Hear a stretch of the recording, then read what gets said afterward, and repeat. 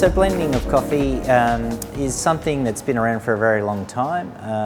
and I think it's really something that allows roasters an opportunity to kind of really sort of explore the potential of sort of coffee and its flavours.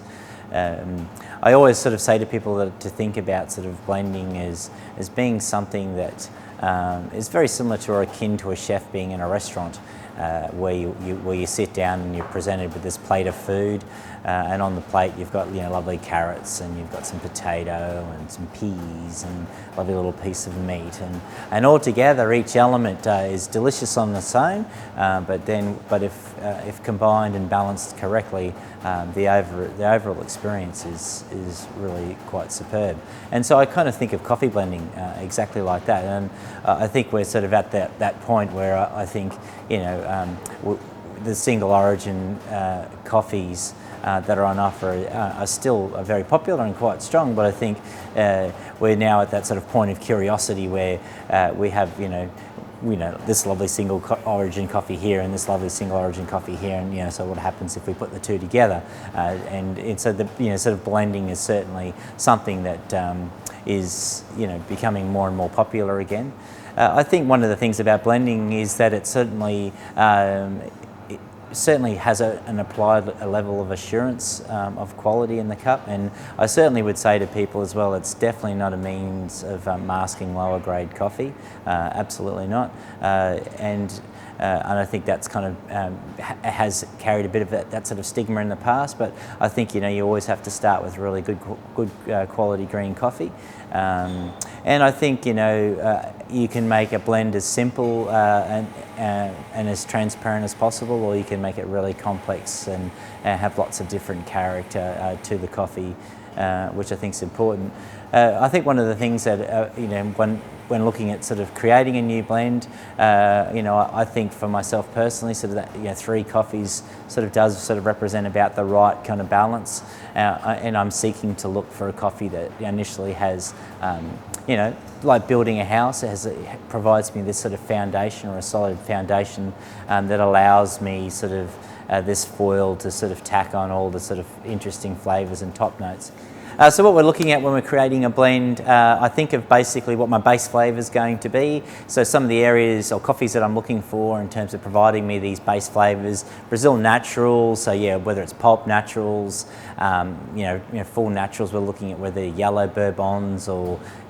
red Catuai or something like that. So looking for those real heavy sort of low acid bodies, or I could be going to Kenya looking to add sort of that acidity to it. Other coffees I like to use is lots of Indonesians or Sumatrans in particular, and Indian coffees. Then I will be looking to find my hero coffee, I guess, or the coffee that's going to give me that lead flavour. And this, and the world's kind of really your oyster. That it would be whether I'm looking for jammy fruit sort of sweetness, whether I'm looking for florals, whether I'm looking for higher levels of acidity, whether it's fruit acid or whether or not it's citric acids. So these types of qualities is what I'll be looking for as well. And I think one of the things then is that when you add those 2 coffees together, I like to put in what I call this kind of bridging coffee. And I think really what we're trying to do is find this coffee that really pulls the 2 edges together, and really kind of makes it more cohesive and gives it a little bit more balance in the cup. Some of these coffees that I would be looking for could be just predominantly processing methods. So semi-washed coffees is one particular area that I think these types of styles of coffees kind of really help with that. I would tend to find a lot of Mexican coffees work quite well because they're sort of in that mild sort of category. Some New Guineas are quite good as well, and so I think you have a wide choice of coffee that you can do for blending. I think when it comes to creating a blend, the key thing is to sort of begin with the end in mind, is what I say to a lot of people, and that's see if you can really clearly articulate what flavour it is that you're trying to achieve in the cup, and sort of really have that have that sort of clarity. And one of the things I really like to use is confectionery, because a lot of people can kind of relate to that. So, do you want something that tastes, like a Cadbury's fruit nut bar, or do you want something that tastes like a cherry ripe, and, or do we want something that tastes, like a violet crumble? And so people kind of identify with this, and they sort of shake their head up and down, and they go, yeah, I kind of get it. So really sort of analyse those qualities of what you're looking for, and then seek to kind of find those particular elements that particular countries or varietals or processing methods will provide that in the cup, and then obviously put them together. The other thing I think about is roasting each component that you would want individually, and then sort of tasting those individual components on their own to understand the qualities and attributes that it's going to bring to the cup, and then sort of start formulating a rough kind of recipe and sort of blending those percentages together to really help you sort of dial in and really kind of get a finite sort of balance and representation of what you're wanting. So it really allows you to blend that in a lot closer to your goal than what you need. There are also two types of blending, so you can either roast the coffee as a single origin and blend that all together afterwards, and that's A-OK. And one of the other strategies that you can also use as well is